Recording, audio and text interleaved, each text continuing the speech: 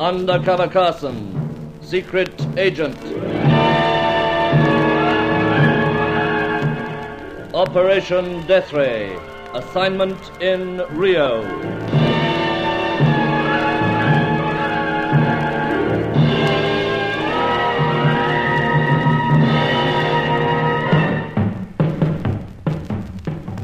Yes, if Senorita Paquita Rifio was any example, these Rio fashion models were certainly stunners.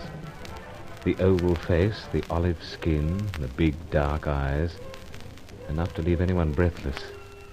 Of course, the young lady was a little breathless herself after I used the shoulder as a latchkey and barged into her apartment.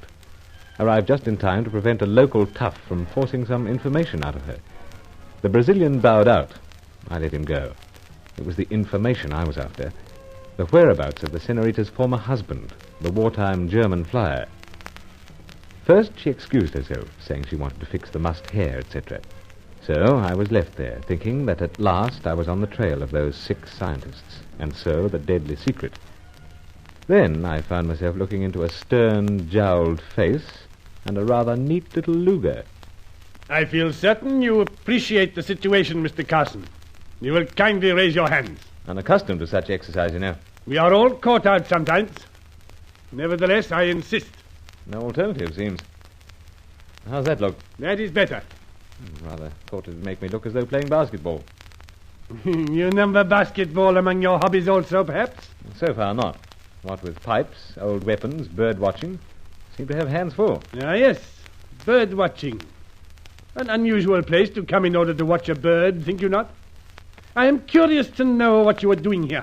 Really, old chap, before we discuss such personal matters, don't you think we might introduce ourselves? I have no need to be introduced to you, Mr. Carson. Senor, your hands. Why? Eric! A precaution, Paquita. What need is there for precaution? Put away that nasty little gun. You know who this man is, then? I know that he is Inglese and most gracious, and that I am very much in debt to him. Put it away, Eric. That is much better. And you, Senor, no more of that absurd-looking hands up. Pleasure to oblige. Paquita, I ask you again. You know who this man is? I have told you what I know, Eric. Then I will tell you more. This is Mr. Bruce Carson. Does that mean anything to you? After this, it always will. He is the fellow whose name and picture were splashed all over the front of the newspapers several evenings ago. You see, of course, I was so fascinated. Senor Carson, you cannot imagine with what interest and delight I read about you. The pipes and the weapons and the birds. You are the man? It's me, I'm afraid. Oh, most intriguing. Intriguing, indeed. But what brings Mr. Carson to this apartment? Why is the lock on the door hanging by a splinter of wood? Eric, the most frightening thing happened to me. I am expecting you, because you tell me you would arrive about this time.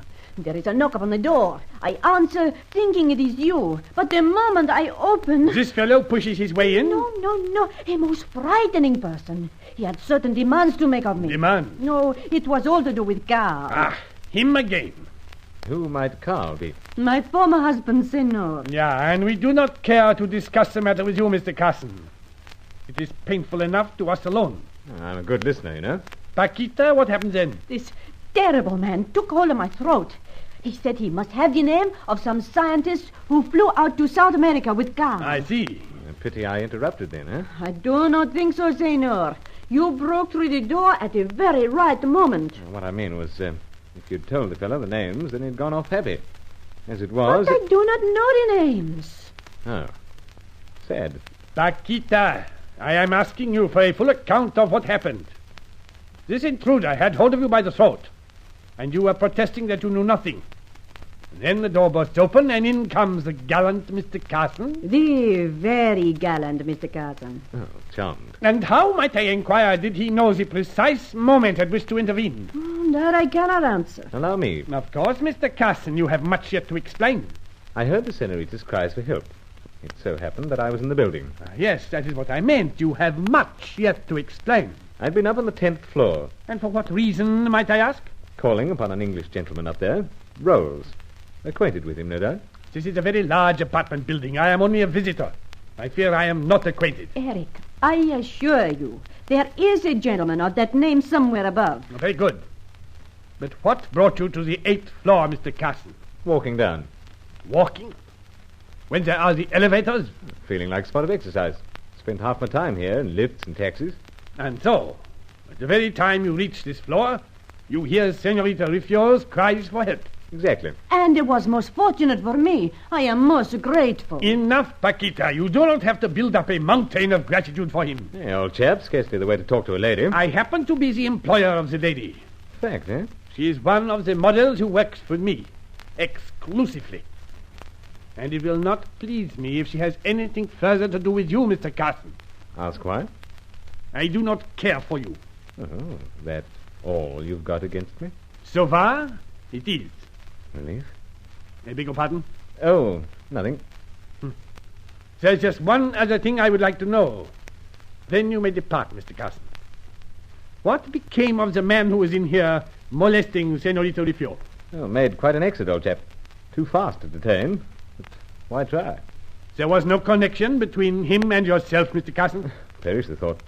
Why the blazes would I be wanting to force anything out of the senorita? Apart from sweet nothings, I mean. Would that take force, Senor? Oh, makes more interesting. So they say. That will be enough, Mr. Carson. I am not altogether satisfied with you, but you may go. I will escort you to the door.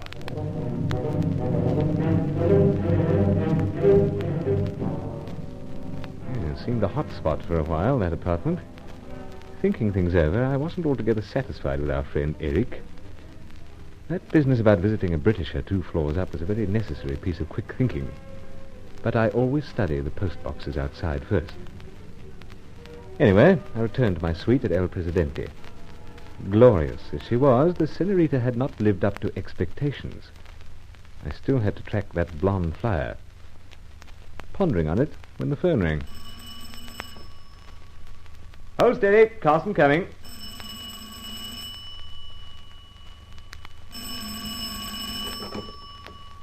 Carson. Oh, Say again. I was afraid I would miss you. Of course you know this is. I say, not... Si, Paquita. This is delightful. But why? For several reasons, Senor Carson. I decided to thank you in a proper way for what you did for me. But that Seidel had to arrive. Seidel? Eric, you know. Him? Of course. Also, there is another matter. I think perhaps it will be of interest to you. And that? It would be unwise for me to mention it under these conditions, Senor Carson. Phone. Yeah, see what you mean. I would like to speak to you in private. Meet you someplace? That would be unwise also. How so? I am a fashion model, Senor. I'm well known in this city. Of course. Well, Would it not be permissible for me to come up to your suite at El Presidente? Suppose so. But, how come you know I'm here? That was simple. I get the newspaper with the story of your arrival in Rio. It says there that you go to a suite at El Presidente. That's fact. Well, why not? When? Within an hour, Senor. Could you wait that long? Wait a lifetime, dear. Come straight up, press the buzzer. Meanwhile, I'll rustle up a cocktail.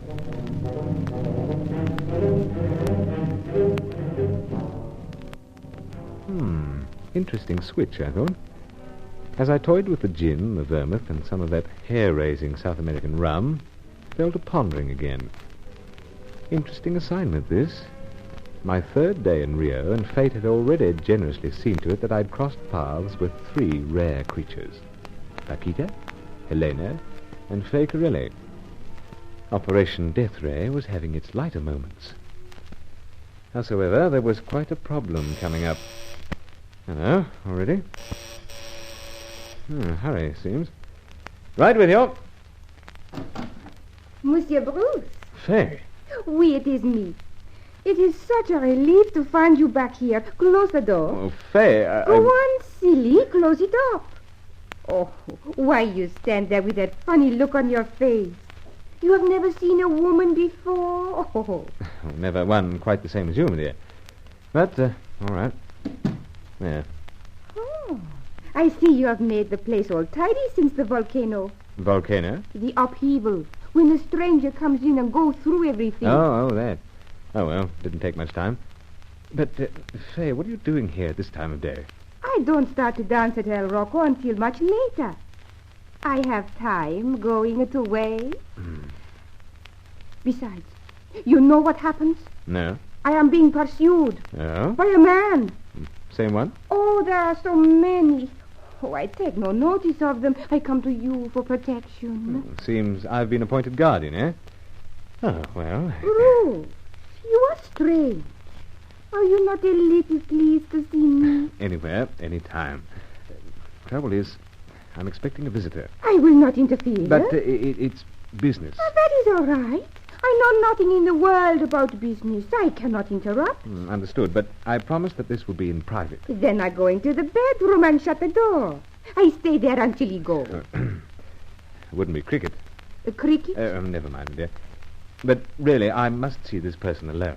Monsieur goes. I come to you for protection. Now you make me jealous. Jealous? How now? I see the cocktail already. Oh, got to impress the client, you know? Who is it? Oh, wouldn't interest you.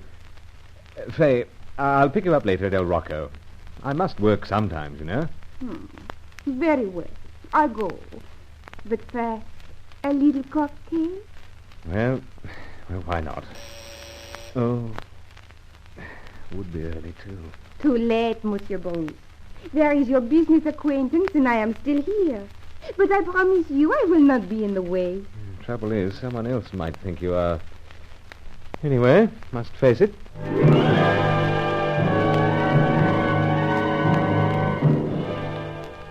So there it was, an awkward spot.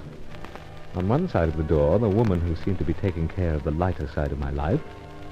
On the other, Paquita Rufio, with information vital to my serious mission. Someone was going to be at daggers drawn in Operation Death Ray.